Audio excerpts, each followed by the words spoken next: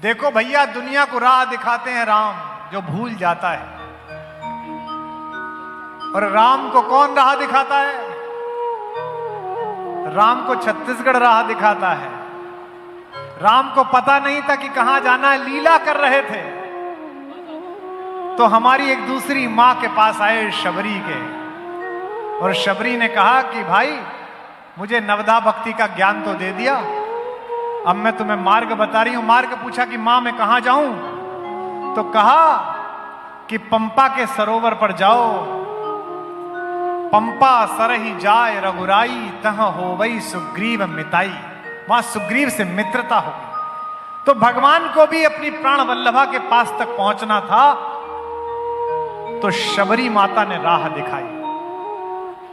इसलिए शबरी को सुनना, इसलिए शबरी को जानना कि अगर तुमसे कोई दुनिया भर में यह बहस करता मिले कि भारत में जाति प्रताति छोटा और बड़ा था, तो छत्तीसगढ़ के लोगों गर्व से सिर उठाकर कहना कि ये झूठ मत बोलो। मेरी दुनिया का सबसे बड़ा मसीहा, मेरी दुनिया का सबसे बड़ा भगवान, समाज के सबसे आखिरी हिस्से में खड़ी हुई हमारी मां शबरी के झूठे बेर खाने के लिए इसी भूमि पर आया।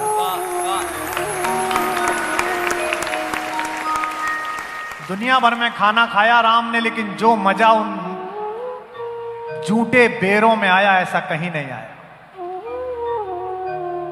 राम ने कहा ये सुरस हैं, रसपूर्ण हैं। मैंने सब जगह भोजन किया है, ससुराल में भी किया है, घर पर भी किया है, लेकिन ऐसा मीठा फल मैंने कभी नहीं खाया। घर, गुरुगृह, गुरुजी के घर, हॉस्टल में, प्रिय सदन ससुराल में, सासुरे भई जह तह पहुनाई, तब तह कहीं सबरी के फलन की रुचि माधुरी न पाई। ऐसी रुचि माधुरी नहीं कर रहा। ये माता शबरी का चमत्कार है। इस दंडकारण्य में दो पात्रों से राम मिले, एक शबरी से मिले और एक शूर्पणखा से मिले। भगवान को मिलना है तो किस भावना के साथ मिलते हो, इस पर निर्भर करता है कि वो मां मानेंगे या जगत में तुम्हारा नाक कटने का अपयश होगा। एक घनीभूत साधना है और एक घनीभूत वासना है। अगर मन की वासना राम के पास लेकर जाओगे तो वही अपयश मिलेगा जो शूर्पणखा को मिला, और अगर ममत्व लेकर जाओगे तो वही प्रेम मिलेगा जो माता शबरी को मिला, वही नवधा भक्ति। भगवान ने जब बेर खाए यहां पर, तो लक्ष्मण पीछे खड़े थे। उन्होंने पीछे बेर बढ़ाए कि भाई तुम भी खा लो। लक्ष्मण को बड़ा बुरा लग रहा था कि त्रैलोक्य का स्वामी मेरा भाई, और ये भीलिनी बेर को खाती है आधा, फिर कहती है ये वाला मीठा, ये वाला छोड़ दे। इतनी हिम्मत, और लगता भी है भक्ति इतनी है, भावना इतनी है कि कुतर कुतर के बेर खिला रही है।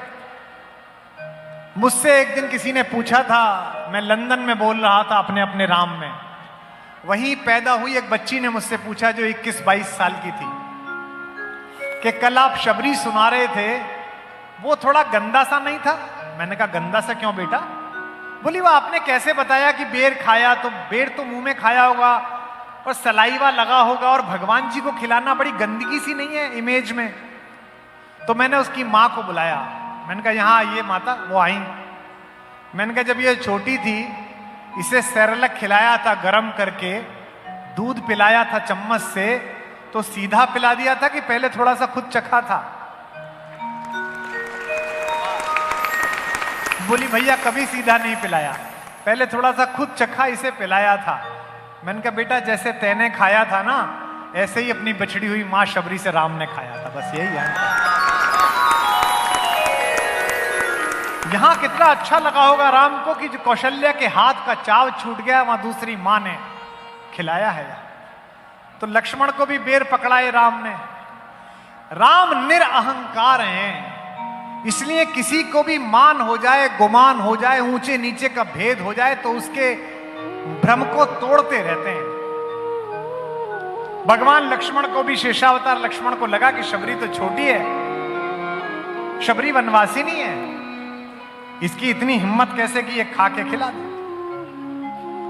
आप गांव में जाते हैं लोगों से मिलने, किसी दिन कोई महिला आपको दलिया खिलाते समय एक चम्मच से खा के आधा आपको दे तो आपका सिक्योरिटी स्टाफ हाथ पकड़ लेगा उसका कि मुख्यमंत्री को ऐसे कैसे खिला रही है। लेकिन अगर उस हाथ में शबरी जैसा प्रेम होगा तो आपको भी वही सुख प्राप्त होगा जो शबरी के बेर खाकर राम को प्राप्त हुआ। तो लक्ष्मण को बेर दिए तो लक्ष्मण ने हाथ में बेर लिए शबरी के झूठे। अब राम आगे बैठे हैं, देखिए दृश्य देखिए कितना मजा आएगा आपको। राम आगे बैठे हैं, लक्ष्मण पीछे खड़े हैं, आधा बेर कुतरा और पीछे फेंक दिया कि कौन देख रहा है, मैं क्यों खाऊं ऐसा बेर। लेकिन लक्ष्मण ने फेंका तो वो इतनी दूर फेंका कि वो हिमालय पर्वत पर जाकर पड़ा।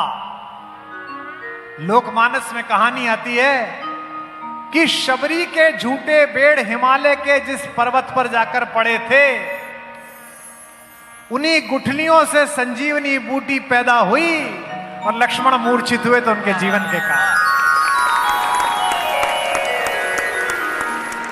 यह विज्ञान से भी पहले इस देश को पता था कि मां जो खाएगी दूध पिलाते हुए वही बच्चे के अंदर आएगा। और केवल शबरी नहीं, कोई भी संबंध हो, निषाद हो, दलित हो, वनवासी हो, मल्लाह हो, राम ने और उनके वंशजों ने सबको गले लगाया और बताया कि हम सब एक हैं। महर्षि वशिष्ठ से तो बड़ा कोई ज्ञानी नहीं है। महर्षि वशिष्ठ को जब पहली बार निषाद मिलने के लिए आए और मुनिवर ने बताया कि ये राम के प्रेमी हैं, राम के मित्र हैं, तो तुलसीदास जी क्या लिखते हैं, निषाद तो दूर से प्रणाम कर रहा था यूं करके।